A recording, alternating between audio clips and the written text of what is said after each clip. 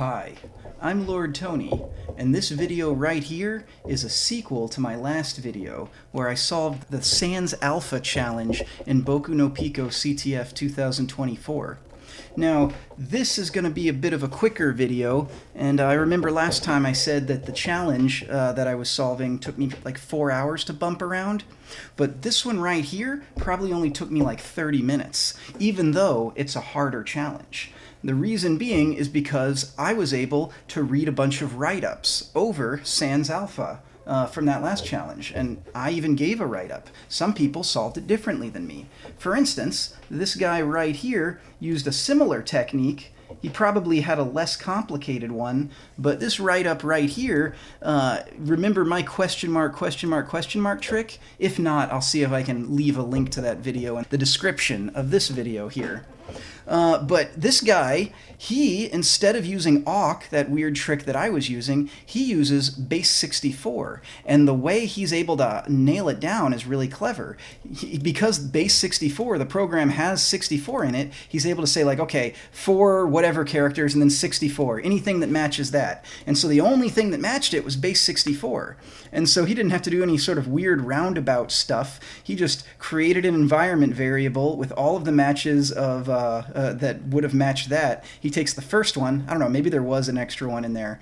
But he takes that first one out of it and then tries to print the flag that way, gets the flag in base 64, and then Bob's your uncle. He's got the flag. It's like, okay, that was way more clever than the one I did. Mine was like super clumsy compared to that. But there's more than one way to skin a cat, as it were. So let's say I've got a flag right here, flag.text. You can cat the flag out. That's one way to skin a cat. Another trick you can use is tack, which I think gets installed with cat, and it just prints them out in reverse line order, because it's tack. Tack is cat backwards, so haha, very clever. Another one you can do is head. If you're only expecting a couple lines, then the first couple lines of it will just be the whole flag. If you don't need to print the whole thing, and maybe the word cat is blocked, you can try head. You can also try tail. Another fun one is the one I used in that last challenge. I just learned about it the other day, where using this syntax right here, you can actually use awk to print out the flag. And let me see, this guy in this challenge I just did, he did base 64, and he used that to print out the flag. So all of these are viable ways. Now, you know, that is base 64 encoded. You'll have to like print it back out in CyberChef or decrypt it or whatever. But these are all just valid ways of being able to print out a flag. And so if you can finagle it, there's lots of ways to get it to spit out the data. You know, sometimes you might even be able to use like, yeah, you can use VI. Oh crap, how do you close VI? :Q. Yes. Yeah, so there's lots of ways that you can be able to read these things, even if they disable the ability to do flag. Let me see. Let me try one more just for the fun of it. Nano. Yeah, there we go. So all of this stuff. So more than one way to skin a cat. That's the whole point. So that said, let's get into the challenge. So this challenge here, it says, somehow I think the Pico 1 had too many unintendeds. Okay, so he is specifically referencing PicoCTF 2024. And if you look at the source code of this challenge, it is basically the same. These up here are the things that were blocked in the SansAlpha challenge in PicoCTF. But he's also blocking quotes, single quotes, backticks, colons, curlies, and square brackets. And on top of that, if your command is 20 or greater, it just exits the program. And it exits the program if you use one of the banned characters. But other than that, he's just piping it through to bin shell and then printing out the output of that bin shell. So this is the program you're interacting with, and you've got to print the flag. So let's just jump right in. I am going to print this, copy this netcat thing, and give this a shot. All right, here we are in the challenge. Now, the first thing I tried was just seeing what's in the folder I'm in with star, and it says flag.txt not found. That's a good sign. I think that means that flag.txt is either the only file in here or it's at least the first file in here. I'm glad it gave me that little bit of output. So if I can just do like a cat star, I would print whatever file's on here.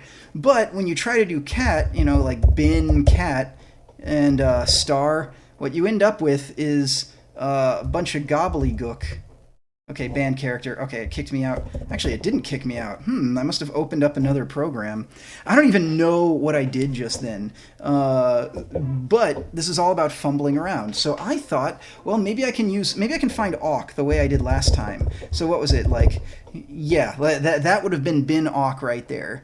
Except, well, bin awk, apparently it does this thing. So reading that other challenge, that clever one, I thought, hey, this is a great time to try and use base 64. So I tried this.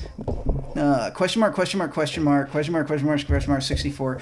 And then it gives me the extra operand flag. So after staring at this for a while, what I realized was happening was there's actually multiple files that match this. There's bin base 64, but then there's also bin, and I think it's like x86 underscore 64. So that actually matches that also. And the base 64 command is only allowed to take in one parameter. And so I can't actually use this unless I can just isolate it by itself.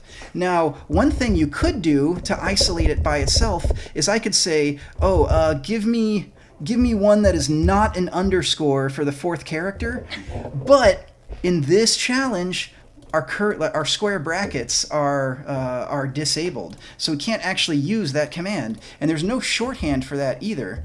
So I can't get base 64 by itself like that. So I started fumbling around again, and what came to mind was the program base 32.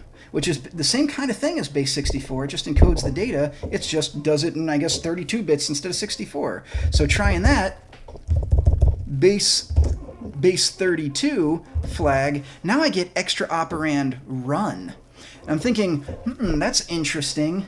If base 64 gives me extra operand flag, that must mean that there was base 64, there was that x64 thing, and then the third operand was flag. So now it's telling me the third operand is something called run. And it's not starting with like a forward slash anything. So I was thinking maybe what we've got is flag.txt and run whenever I do the star command here. Now I can get flag on its own. I can just try question mark, then base 32. Let me see. I guess 4 characters followed by a dot followed by 3 characters, but that command's too long. So that would have been flag.txt. So we're not out of the woods just yet. So we need to do one more thing, and that, my friends, is bringing in the star instead of question mark to shorten whatever you can. So I believe this command right here will say any number of a folder with any number of characters that has a file in it that ends in 32, match that, and then in this current folder with the dot, anything with 4 characters followed by a dot followed by any number of characters. So that the only thing that should match that is flag.txt. Let's give it a shot. All right, here we go. We got some output, and this is, what did I say, base 32? Let's go to CyberChef. This is my favorite program to use for this kind of thing. All right, I just dump this stuff in here, and then the wand probably detects, yeah, the magic wand detects its base 32. Here we go. AmateursCTF. Pico wasn't good enough, so I took some creative liberties, and then a bunch of hex there. So there we are. We've got ourselves a flag. Thing of beauty, that. Anyway, read the write-ups and continue to hone your skills. That's the lesson here. Take it easy, hackers.